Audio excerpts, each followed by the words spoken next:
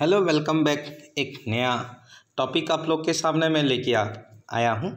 अब है आपका उपसारणिक और सहखंड, है ना। उपसारणिक मतलब क्या चीज़ होता है, जिसको कि माइनर नाम से रिप्रेजेंट किया जाता है कि किसी अवयव का उपसारणिक आपका दिए हुए सारणी के अवयव वाली पंक्ति और स्तंभ को छोड़ने पर होता है। जैसे यहाँ पे मैं आपको बोलूँगा कि A11 का उपसारणिक क्या होगा, उससे संबंधित पंक्ति और स्तंभ को आपको क्या करना है, छोड़ देना है। तो यहाँ से A11 का उपसारणिक क्या हो जाएगा, A22 हो जाएगा। ठीक है।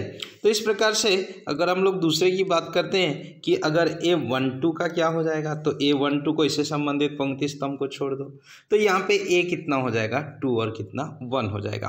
तो इस प्रकार से जो भी हम लोग का निकालना है उपसारणिक मतलब उससे संबंधित पंक्ति स्तंभ को छोड़ दो। तो यहाँ पे देखिए इसका जो क्रम है, आप देख सकते हैं कि इसका जो क्रम है कितने क्रम का है, 2x2 का है। अगर 2x2 का क्रम का रहेगा तो उसका उपसारणिक जो होता है वो 1x1 का होगा, है ना। और अगर कोई 3x3 का अगर होता है तो उसका उपसारणिक जो माइनर होगा वो 2x2 का होता है। तो इस प्रकार सारणिक में एक खास बात तो आपको कल ही बता ही दिया कि इसमें नंबर ऑफ आपका क्या हो जाएगा, जो आपका रो होता है एंड कॉलम होता है वो आपस में क्या होता है, इक्वल होता है। तो यहाँ से जैसे आप लोग यही मैंने आपको बताया कि माइनर A11 इसको M से रिप्रेजेंट किया जाता है, माइनर 1 पहले पंक्ति, तो इससे संबंधित पंक्ति स्तंभ छोड़ दो, A22 होगा। यहाँ पे A इसका क्या हो जाएगा, इस प्रकार इस दोनों को छोड़ दो, ये हो जाएगा। तो सबका माइनर आप लोग क्या कर सकते हैं, करीब करीब यहाँ पे निकाल सकते हैं। जैसे यहाँ पे मैं 3x3 का एक आपका एग्जाम्पल्स में आपका दे रखा है, ये इस प्रकार से है। तो इसका माइनर क्या होगा, A11, इसको छोड़ो, बचा क्या, A22। देखो A22 है, A23 है, A23 है, A32 है, A33 है। तो इस प्रकार से ये दोनों आपस में क्या कर सकते हैं, रख सकते हैं। तो इस प्रकार आपका क्या हो जाएगा, हर चीज़ का जो माइनर निकालेंगे, जैसे A12 है उससे संबंधित छोड़ दिया गया, है ना। तो यहाँ पे भी आपका क्या हो गया, अलग अलग आपका माइनर निकाला गया है। A12 को जैसे यहाँ पे रखा है, देखो ये इसको छोड़ देंगे, तो इसको छोड़ देंगे तो A21 आया, A23 आया, A31 आया, A33। इसको आपको फिर हल कैसा करना है, तिरछा गुणा कर देंगे तो हल हो जाएगा, है ना। तो इस प्रकार से ये आपका उपसारणिक होता है। आगे होता है आपका सहखंड, ये ध्यान से समझना। सहखंड और उपसारणिक में क्या होता है, बस एक छोटा सा आपका अंतर होता है। वह छोटा सा अंतर ये होता है कि उसमें सामने ऋण या धन होगा, उस बात का मेजर किया जाता है। तो इसे A से रिप्रेजेंट किया जाता है। और जो भी आप लोग लिखेंगे ना वो उपसारणिक जैसे है, ऋण 1 का घात जो एड्रेस होगा उस एड्रेस को जोड़ देना और M11 आपका यहाँ पे हो जाएगा। तो यहाँ से M11 यहाँ पे जैसे हो जाएगा, यह आपका M11 यहाँ पे हो जाएगा। तो यहाँ माइनर बराबर एक आपका हुआ कि AIJ बराबर आपका यहाँ से AI आपका यहाँ पे J बराबर ऋण 1 का घात I प्लस J MIJ। तो यहाँ पे देखिए ऋण 1 का घात 1 धन 1, है ना। जैसे A11 निकालना है M11, तो M11 तो आपको निकालना आता है। बस इसमें सामने बस एक काम आपको करना है कि ऋण 1 का घात जो भी I प्लस J है उस चीज़ को आपको क्या करना है, जोड़ देना है। तो ये उपसारणिक और सहखंड में केवल क्या होता है, एक ऋण का अंतर होता है। उसमें सामने धन होगा या ऋण होगा, इस बात का ध्यान रखना है। अगर ऋण 1 का घात सम होता है तो आप लोग ये जानते हैं, इस चीज़ को याद रखना, धन होगा। और ऋण 1 का घात अगर विषम हो जाता है तो यहाँ से आपका क्या होगा, वह आपका ऋण के फॉर्म में आपका क्या होगा, आएगा। तो अलग अलग आपका क्या होगा, यहाँ पे थॉट आपका होने लगता है। तो समझना बस यही है ना, कि ऋण 1 का घात है तो वह सम तो नहीं है ना। 2 धन 3 है मतलब 5 है, तो 5 है तो 5 का क्या होगा, ऋण में आएगा। तो ऐसा अलग अलग आपका होगा। तो अब यहाँ से क्या बोलता है कि निम्न आपका यहाँ पे प्रश्न बोल रहा है 4.2 कि सभी सहखंडों के मान ज्ञात कीजिए। तो 1 का सहखंड देखिए, तो 1 का सहखंड को मैं क्या करूँगा, A11। ठीक, इसको ऐसा भी लिख सकते हैं कि 1 का सहखंड, तो 1 का सहखंड ये लिख दिया।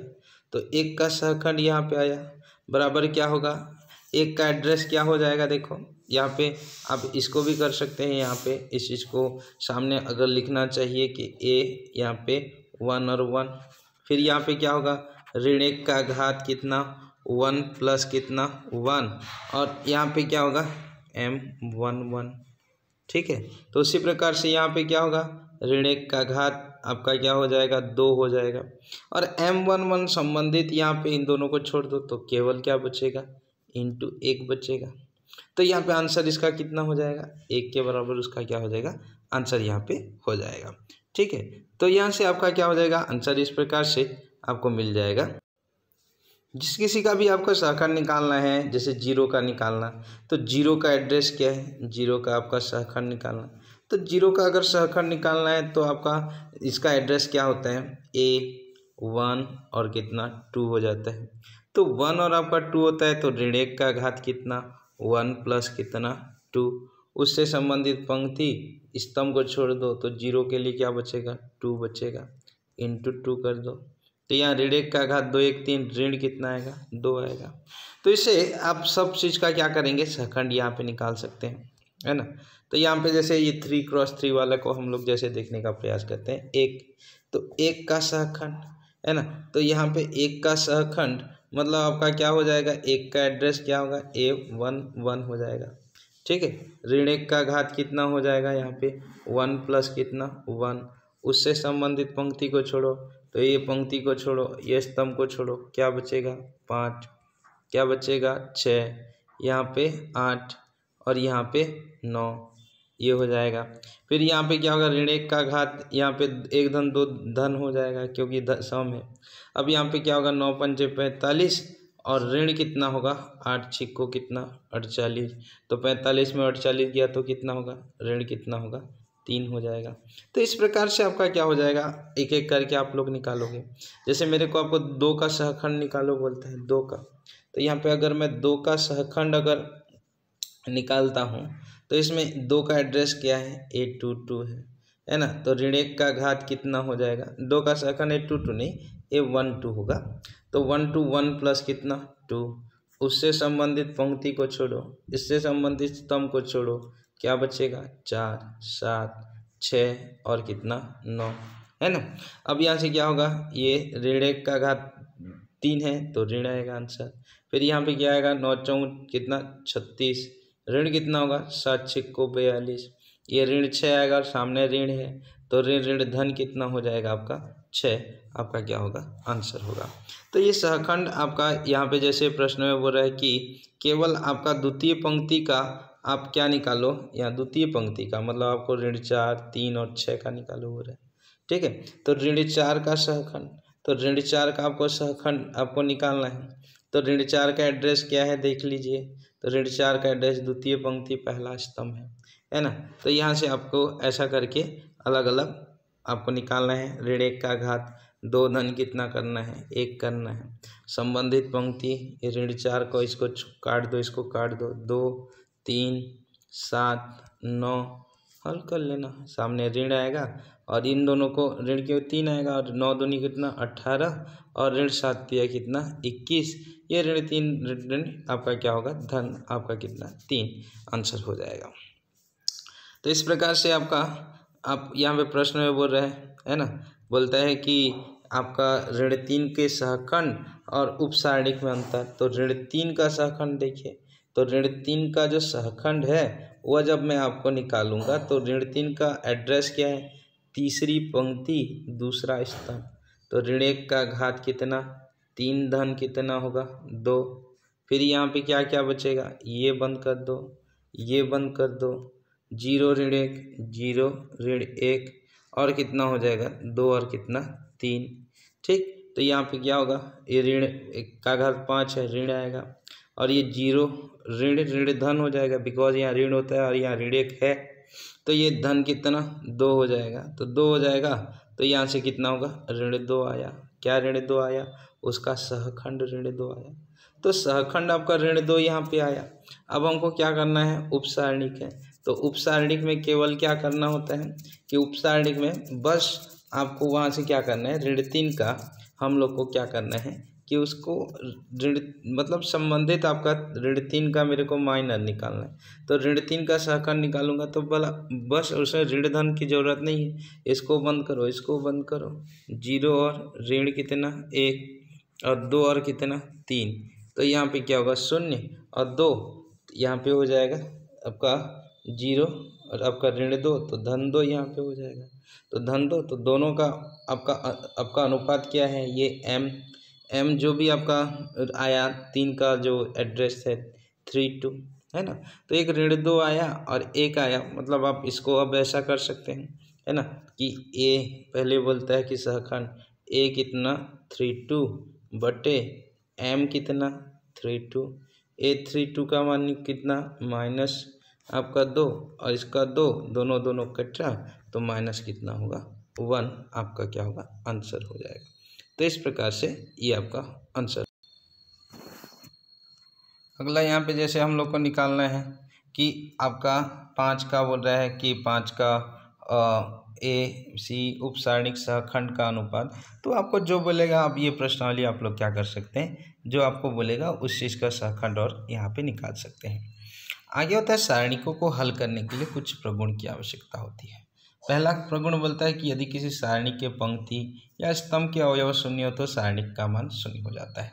मतलब यहाँ पे किसी भी आपका क्या हो जाएगा, उसमें अगर टोटल का टोटल एक अवयव, एक पंक्ति या एक स्तंभ आपका पूरा शून्य है तो सारणी का जो वैल्यू होता है और डायरेक्ट उसका वैल्यू कितना हो जाएगा 0, एक अवयव 0 हो जाएगा, तो है ना। तो ये पहला प्रगुण होता है। अगर ऐसा स्थिति होता है ना, कि आपको देखो यहाँ पे एक पूरा 0 है तो उस स्थिति में हल करने की ज़रूरत नहीं है। देखिए यहाँ हल करोगे भी तो 0 0 0, विस्तार करोगे तो ये 0 ये 0 ये 0, सारा का सारा 0 होगा।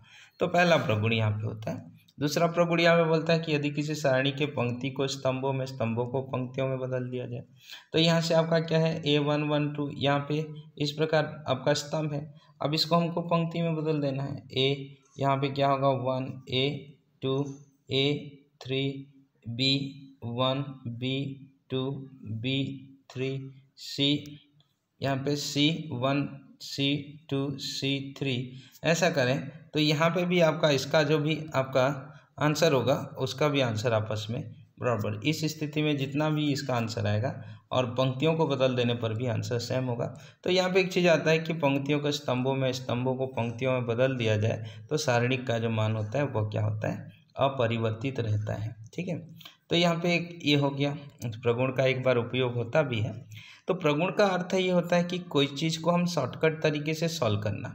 तीसरा नंबर यह बोलता है यदि किसी सारणी के किन्हीं दो संलग्न पंक्तियों को परस्पर बदल दिया जाए तो चिन्ह बदलता है। मतलब यहाँ पे क्या कि मैं यहाँ पे क्या करूँगा, संलग्न दो पंक्तियों को बदल देता हूँ। यहाँ A1 A2 A3 है, B1 B2 B3 है, मैं सामने ऋण का गुणा कर दूंगा और यहाँ पे B1 इधर B2 यहाँ B3 कर दूंगा। इसके जगह A1 A2 A3 कर दूंगा। फिर यहाँ पे C1 आपका क्या होगा C2 और आपका यहाँ से C3 कर दूंगा। तो यहाँ पे अलग अलग आपका क्या हो जाएगा, यहाँ थॉट्स आएंगे, है ना।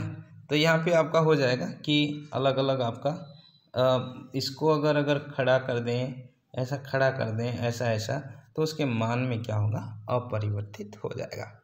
ठीक है, तो इस प्रकार से आपका क्या होता है ये होता है। अगला जैसे यहाँ चौथा नंबर प्रगुण जो है वेरी इंपॉर्टेंट होता है कि यदि किसी सारणी के किन्हीं दो पंक्तियों स्तंभों के अवयव सर्वसम हो, मतलब समान समान होंगे, है ना। कि देखिए यहाँ पे A1 B1 C1 A1 B1 C1, तो इस स्थिति में यहाँ पे ये क्या होता है 0 हो जाता है। तो ये आपका अगला प्रगुण होता है। ठीक इसी प्रकार से पांचवा नंबर यहाँ पे बोलता है ना, कि यदि किसी सारणी के पंक्ति या स्तंभ को किसी एक चीज़ से गुणा कर दिया जाए तो यहाँ पे क्या हो जाएगा सारणी का मान उतना गुना हो जाता है। जैसे मैं थोड़ा आपको थॉट समझाना चाहूँगा। अगर आपका क्या होता था आव्यूह है, तो आव्यूह में अगर हम लोग क्या करते हैं कि अगर मान लेते हैं आव्यूह में क्या होता था कि A बराबर आपका 1 2 3 4 होता था, तो वह पाँचें निकालना है तो वो जो 5 होता है ना वो सबके साथ गुणा हो जाता था। 5 एकम 5 दूनी 10, 5 तिया 15, 5 चौक कितना 20 हो जाता था। पर यहाँ पे क्या होता है कि यहाँ पे जब हम लोग क्या करेंगे गुणा करेंगे तो वो किसी एक के साथ क्या हो जाता है गुणा हो जाता है। मतलब यहाँ पे किसी पंक्ति के साथ वह आपका गुणा होगा। अगर 5 का गुणा यहाँ करोगे तो वो 5 क्या होगा, अगर 1 2 है 3 और 4 है तो किसी एक चीज़ के साथ, एक पंक्ति या एक स्तंभ के साथ, मतलब ये ऐसा हो सकता है कि ये 5 एकम 5, 5 दूनी 10, है ना। ये 3 और 4 के पास नहीं होगा, या फिर इसके साथ गुणा होगा तो इसके साथ नहीं होगा, या फिर इसके साथ गुणा होगा तो इसके साथ नहीं होगा। तो इस प्रकार से हम लोग क्या कर सकते हैं गुणा कर सकते हैं। अगला यहाँ पे बोल रहा है कि अगर मान लेते हैं कि दो भी सारणिक हैं और वो जो दो सारणिक है, यहाँ A1 + A2 B1 + B2 और यहाँ सिंगल सिंगल है तो अजीब थोड़ा लगेगा आपको। इनको अगर प्लस है तो दो अलग अलग सारणिकों के रूप में हम लोग क्या कर सकते हैं, लिख सकते हैं। तो यहाँ पे देखो, यहाँ से A आपका ऐसा था, A1 प्लस कितना था, अल्फा 1 था। तो यहाँ पे ऊपर वाले को अलग अलग कर दिया और नीचे वाला भी डबल डबल आ जाता है, फिर भी उसका मान क्या होता है, दोनों स्थिति में समान होता है। ये हल करने के बाद आप बोल सकते हो कि सर ऊपर को तो अलग किए, इसको नहीं किए।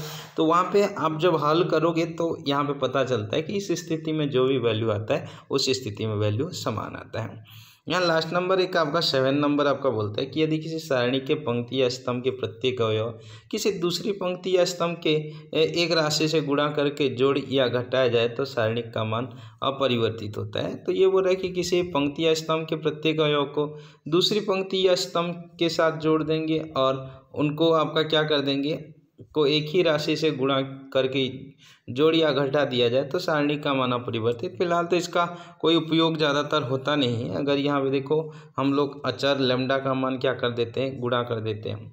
तो यहाँ पे ये लैम्डा को हम लोग जो गुणा करेंगे और अलग अलग यहाँ हल करेंगे तो इसे आ जाएगा। अब यहाँ पे कुछ चीज़ें आपको ध्यान रखनी है ना। तो यहाँ पे कुछ चीज़ें आपको ध्यान रखनी है, हल करना है कि बिना विस्तार के सारणिक को हल कीजिए। तो इसको हल करने के लिए सबसे पहले देखिए, अगर कोई कॉमन यहाँ पे किसी चीज़ में निकलता है तो कॉमन निकाल दीजिए। जैसे यहाँ पे 9 है तो यहाँ पे 3 है, 3 तिया 9, 3 तिया 9, 3 निकाला। और यहाँ पे साइड में आपका फिर क्या निकाल दिया है, 3 3 3 यहाँ पे निकाला और एक जगह आपका 4 भी आपका निकाल दिया गया है। ठीक है, तो यहाँ पे हम लोग क्या कर सकते हैं कि 3 आपका C2 से आपका 3 और C3 से 4 है ना। मतलब ऐसा कैसा निकाला है, C2, ये है C2। देखिए इसमें इसको कहा जाता है C1, इसको कहा जाता है आपका C2, इसको कहा जाता है C3। कॉमन निकले तो निकाल देना। तो यहाँ से निकल जाएगा आपका 3, यहाँ से निकल जाएगा 4। तो 3 निकलेगा तो 3 ऋण 1 3, 3 ऋण 1 3 ऐसा हो जाएगा। तो यहाँ पे 3 गुणा है आपका 4 जो भी है 12 हो गया। अब आगे क्या करते हैं कि हम लोग एक प्रगुण लगा देते हैं, या फिर एक चीज़ आपको जैसे कि दिख रहा है यहाँ पे 1 3 3 है ना। तो इसमें आपका एक ऋण 1 आपका ऋण 1 है। तो कोई भी दो चीज़ों के दो अवयव जो होते हैं अगर वो सर्वसम होते हैं है ना, तो वहाँ पे सारणिक का मान क्या हो जाता है, 0 होता है। चौथा नंबर प्रगुण देखिए कि दो भी पंक्ति या दो स्तंभ का मान अगर आपस में बराबर है। तो देखिए ये 3 ऋण 1 3, 3 ऋण 1 3 है ना। तो ये दोनों बराबर हैं, तो बराबर है तो डायरेक्ट 0 के साथ गुणा करूँ। तो ये बिना विस्तार के हम लोग क्या कर सकते हैं, हल कर सकते हैं। जैसे ये एक और दूसरा क्वेश्चन है, तो इसमें आपका क्या बोलता है कि डेल बराबर 0, इस 0 99 ऋण 98 ऋण 99 ऐसे। तो इसको सबसे पहले हम लोग क्या करते हैं, जो भी यहाँ पे हो उसे डेल मान लेते हैं है ना। अब हम लोग क्या करते हैं, सबसे ऋण निकाल देते हैं। अगर मैं पहले वाले से पहले पंक्ति से ऋण निकाला 1 ठो, दूसरे पंक्ति से ऋण निकाला 2 ठो, तीसरे पंक्ति से ऋण निकाला 3 ठो। तो ये ऐसा ऋण 1 होगा तो ऋण 1 का घात कितना होगा, 3 से। तो यहाँ ऋण 1 निकाला, यहाँ ऋण 1 निकाला, यहाँ ऋण 1। तो यहाँ ऋण निकालूंगा तो ऋण वाला धन और धन वाला ऋण। ये ऋण था तो ये आपका क्या होगा, ये धन था तो ऋण हुआ, ये ऋण था तो धन है। ये भी धन था तो ऋण है, ऋण है तो धन है। ये धन है तो आपका ऋण है तो धन होगा, धन है तो ऋण हो जाएगा। तो सबसे ऋण 1 का घात 3 निकाल दिया और ऋण 1 का घात 3 बराबर क्या होगा, माइनस कितना, 1 हो जाएगा। अब यहाँ पे क्या हो जाता है, प्रगुण यहाँ पे ऋण 1 निकाल दिए। अब ये जब ऋण 1 निकाल दिए तो एक प्रगुण होता है कि पंक्तियों को स्तंभों में और स्तंभों को पंक्तियों में बदल देंगे तो सारणिक का मान क्या होता है, अपरिवर्तित होता है। तो देखिए यहाँ 0 99 ऋण 98 यहाँ पे आपका है। तो यहाँ से हम लोग एक काम कर देते हैं, या फिर ऋण कितना हो जाता है, ऐसा कर देने पर अगर हम लोग ऋण सबसे उभयनिष्ठ निकाल देंगे तो ऋण निकाल देने पर यहाँ पे ऑटोमेटिक ये क्या हो जाता है, ये 0 99 ऋण 98 ये पहला जो प्रश्न है उसी के भांति बन जाता है। तो यहाँ डेल माइनस कितना और डेल है, देखो कहीं हल करना नहीं पड़ रहा है। तो यहाँ पे ऋण निकाल दोगे तो ऋण डेल के बराबर होगा, डेल डेल ये 2 डेल होगा, 2 डेल बराबर कितना, 0। ऐसा करके आपको क्या करना है, ये हल करना है।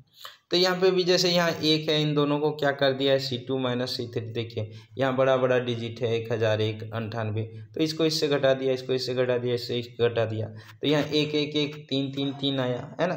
तो 1 1 1 3 3 आया, सर्वसम हो गया। सर्वसम हो गया तो सारणी का मान कितना हो जाएगा? 0 हो जाएगा। दो चीज़ें सर्वसम, मतलब सर्वसम तब होगा, देखो एक और स्टेप आपको जाना पड़ेगा। इसमें से आपका क्या होता है, 3 को निकाल देता है, तो यहाँ 1 1 1 आया, 1 1 आया, तो सर्वसम यहाँ पे हो जाएगा। तो इस प्रकार से आपको प्रश्नावली क्या करना है, बनाना है। आप क्या क्या कर सकते हो देखो, है ना। कहीं आप लोग ये करना चाहोगे तो C1 को ऐसा कर सकते हैं, C1 प्लस C2 कर सकते हैं। C1 चेंज बाय आपका संक्रिया बोला जाता है, C1 माइनस C2 कर सकते हैं। C1 चेंज बाय आप क्या कर सकते हैं, C1 प्लस क्या हो जाएगा 2 कितना C2 भी कर सकते हैं। उसी प्रकार से अगर R में भी आप लोग करना चाहते हैं तो R में भी आप लोग क्या कर सकते हैं, यहाँ पे अलग अलग आपका कर सकते हैं। जैसे यहाँ पे R1 चेंज बाय कितना कर सकते हो, R1 प्लस कितना कर सकते हैं, R2। ऐसा भी कर सकते हैं, R1 चेंज बाय कितना कर सकते हो, R1 प्लस आपका R2 प्लस R3। उन दोनों को अगर जोड़ के घटा दो तो यहाँ पे R2 प्लस R3 हो जाएगा। तो यहाँ अलग अलग आपका कर सकते हैं। बस यहाँ पे क्या नहीं कर सकते हैं ये थोड़ा बता दूं मैं आपको, है ना। अगर कहीं पे आप C1 change bye C1 minus C2 किए हो तो यहाँ से दूसरे स्थिति में C2 चेंज बाय आपका C1 minus C2 minus C1 मत करना, मतलब वो उसी स्थिति में दोनों को नहीं लगाना है, वही चीज़ हो जाता है, उल्टा पुल्टा एक दूसरे को घटा दोगे। तो इस स्थिति में ऐसा हमको करना नहीं है। बाकी आपको प्रश्नावली को क्या करना है, यहाँ पे हल करते जाना है ना। और आगे मैं आपको प्रश्नावली बनाऊँगा, आगे प्रयास कीजिए। ठीक है, धन्यवाद।